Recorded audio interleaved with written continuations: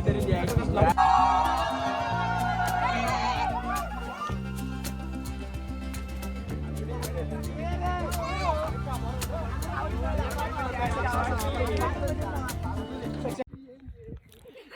मित्रांनो, पुन्हा एकदा स्वागत आहे तुमचं आपल्या मराठी यूट्यूब चॅनेलवरती. आणि आज आम्ही गावी आहे, 2-3 दिवस झाला गावात आहे. तर म्हटलं तुम्हाला होळीचा ब्लॉग करून दाखवूया.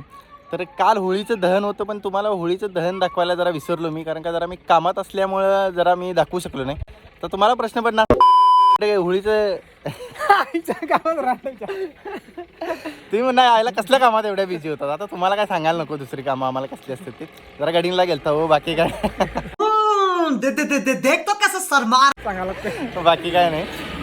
तर आमच्या गावात आता होळीची प्रथा कशी म्हणजे आहे, आता तुम्हाला सांगायचं झालं तर आमच्या गावात प्रत्येकजण म्हणजे शेणी गोळा करण्यासाठी त्या होळी जी बांधली जाते ती शेणी पालापाचोळा गोळा करून. तर आता आम्ही लहान होतो तेव्हा प्रत्येकाच्या घरात जाऊन बोंबलणार आणि मग 5 शेणी द्या म्हणणार.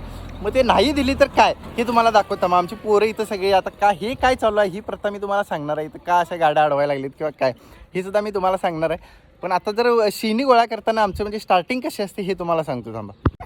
हा तर मित्रांनो, हे सगळे बघितलं, हे आमचे सगळे मंडळाचे कार्यकर्ते लक्ष्मीच्या व्हिडिओमध्ये तुम्ही बघितलाच असणार. तर काय झालं, काय सांगत होतो तुम्हाला मी, तर आम्ही प्रत्येक घरात जातोय आणि 5-5 शेणी गोळा करतोय. पण आता तुम्ही म्हणाल जर शेणी नाही दिल्या तर मग शेणी नाही, जोपर्यंत शेणी देत नाही तोपर्यंत आम्ही पोरं बोंबलतच बसतात त्यांच्या दारात. 5-5 शेणी घेतल्याशिवाय काय आम्ही हालत नाही. पण तुम्हाला असा प्रश्न पडला, पोरं बोंबलून दमली आणि बोंबलायचीच बंद झाली तर काय करता रे आम्ही? अमोल कोचकचा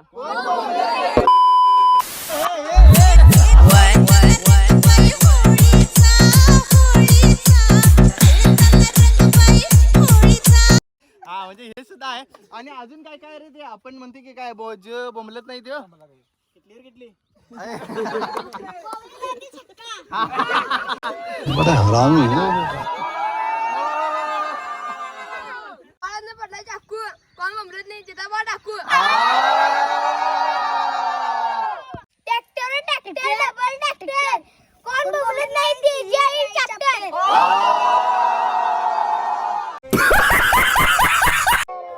तर मित्रांनो, तुम्ही ह्या म्हणी ज्या बघितल्या ह्या खास करून मुलांसाठी बनवलेल्या आहेत. जास्त काही पर्सनल घेऊ नका, हसण्यावरती घ्या. तर जी मुलं अशी म्हणजे बोंबलत नाहीत किंवा दमतात बोंबलून त्यांच्यासाठी एक एनर्जी येण्यासाठी ह्या सगळ्या अशा म्हणी बनवलेल्या आहेत. तर हे सगळं असं झाल्यानंतर मित्रांनो, दुसऱ्या दिवशी आमच्या मंडळाची मुलं किंवा आमच्या गावातील प्रत्येक मुलं अशी रस्त्यावर आडवी उभारून गाड्या अडवतात आणि गाड्या अडवून त्यांच्याकडून काही 5 रुपये 10 रुपये असे घेतात. मग आता तुम्हाला डोक्यात प्रश्न पडला असेल की हे असं का करतात, पण खरं सांगायचं तर हे आम्हाला सुद्धा माहीत नाही. खूप वर्षापासून चालत आलेली एक परंपरा आहे.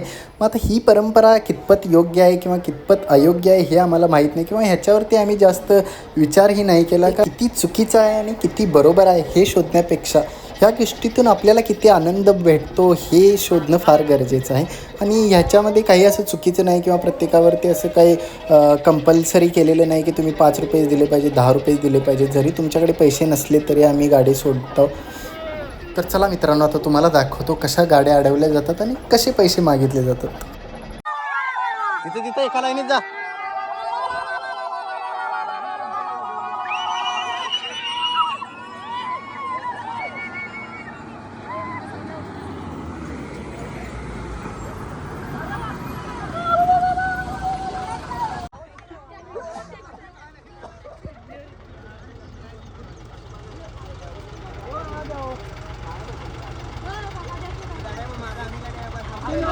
हो 5 रुपये द्या. के सोडा काढा रे.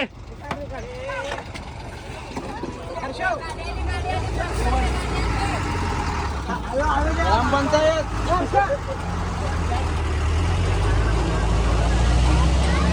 जाऊ दे.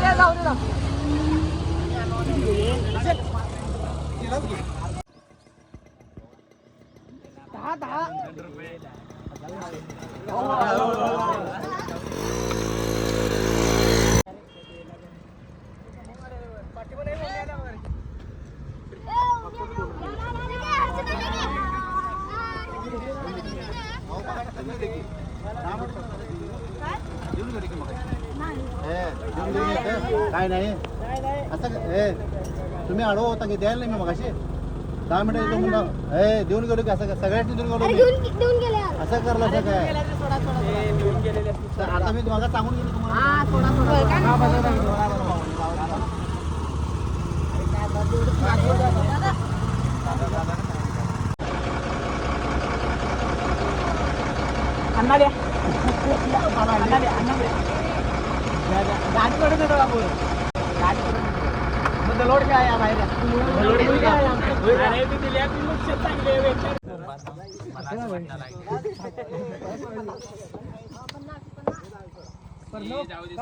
आता मागच्या गाडीकडनं जास्त पैसे घ्या.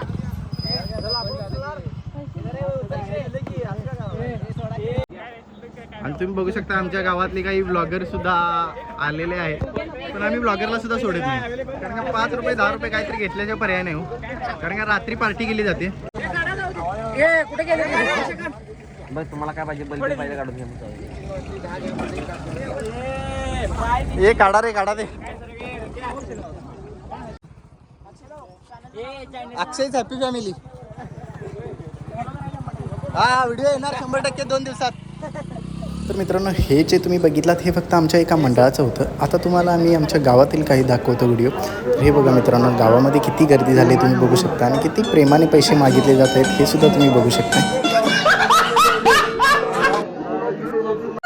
तर मित्रांनो, असे सकाळचे 10 वाजेपर्यंत रोडवरती थांबून पैसे गोळा केले जातात आणि मग रात्री पार्टी केली जाते.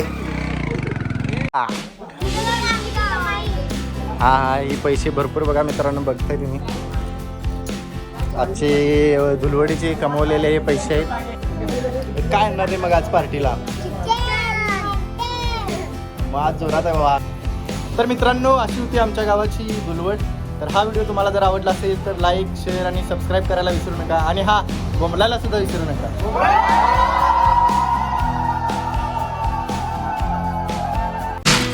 It's kind of funny that the more we pass time, the more we need to set the rewind. And 19 was the